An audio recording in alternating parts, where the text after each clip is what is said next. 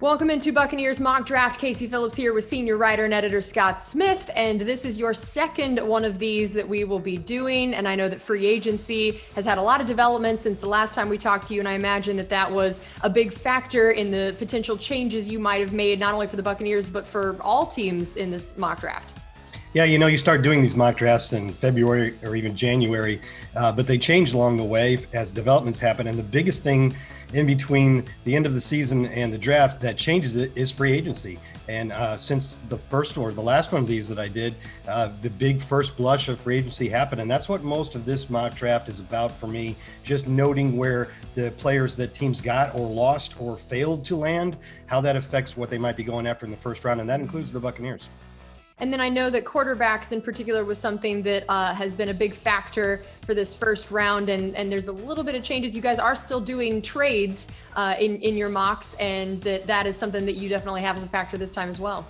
Yeah, teams got even more aggressive in this one, trading up. And for the first time that I believe I've ever seen, the first four picks are all quarterbacks, which would be really good news for teams that are picking around, in the top 15 and are trying to get, say, a receiver, because that's pushing some really good receivers down. As for the Bucs, you're going to see in a little bit that for the first time in 5 of these mock drafts between Carmen and I went with an offensive player.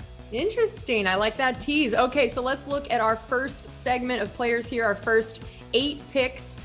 So I know that now you have a team to trade down here. You have Miami trading down, which is interesting. Well, both Miami and Atlanta at 3 and 4. Miami trades with Carolina. Atlanta trades with Denver. It's a good move for both of those teams. I think Atlanta's going to stick with Matt Ryan for a few more years. They restructured his contract, which makes it a little harder to get away from. And I think they're going to stick with Tua in Miami and just give him some more weapons. So as you'll see, Miami can trade down and still get one of the top receivers. And Atlanta trades actually into the next segment. But another thing here is Kyle Pitts going at 6. That's the tight end out of Florida, and you'll see him that high or even higher in a lot of drafts, and you rarely ever see a tight end go that high. Yeah, that's incredible. All right, let's move on to our second segment of players here.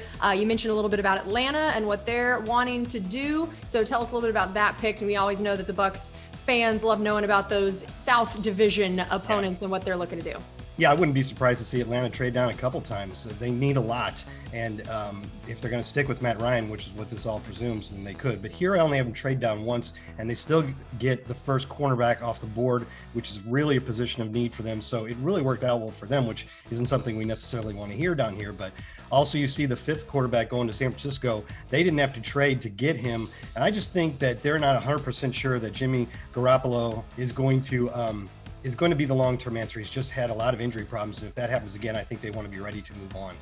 I know you talked about the fact that free agency and what's happened is a big factor in this mock draft, and the Patriots, holy cow, they've been a wee bit busy recently. Yeah. So I know that probably affected a little bit about what you were looking at for them. Yeah, Patriots and the Jaguars too. Both of them just went nuts in free agency and really hit a lot of the very obvious glaring needs on their depth chart. And so it makes it a little bit harder to predict for them. But here with New England, I think it gives them the flexibility a little bit. They kind of fixed their defensive front, added receivers and tight ends, and I still think they could use a playmaker in the middle. So that's what I'm talking about in free agency. You see what they've plugged, and what holes now look like the biggest, or what are the biggest areas where they can upgrade. And I think it's right there with a playmaker like Micah Parsons, the first linebacker off the board.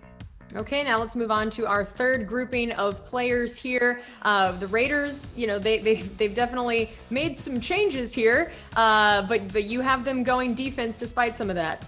Yeah, I've had them going defense in every draft, and I thought for sure going into this one that I would probably switch to offense, because they basically sent their entire offensive line scattered to the 4 corners of the earth. And so it seems obvious that they would be looking for an offensive lineman, but they've already added a new center, and Nick Martin, and I think they might continue to work free agency and maybe some of their own young players to fix that issue, or maybe some later round picks, because it doesn't change the fact that they still need, as their own GM said, they still need playmakers at all 3 levels of defense. And this guy right here that I give them, the Jeremiah Owusu-Koramoah from Notre Dame, is a really versatile guy who they can play all over the field.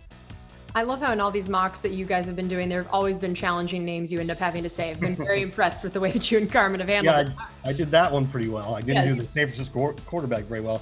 But also here, this is one prime area where free agency, you could see it making a difference in mock drafts. Arizona loses their longtime star cornerback, Patrick Peterson to Miami, but they have a chance to replace him right here with Greg Newsome from Northwestern. So that's how this draft was kind of focused on.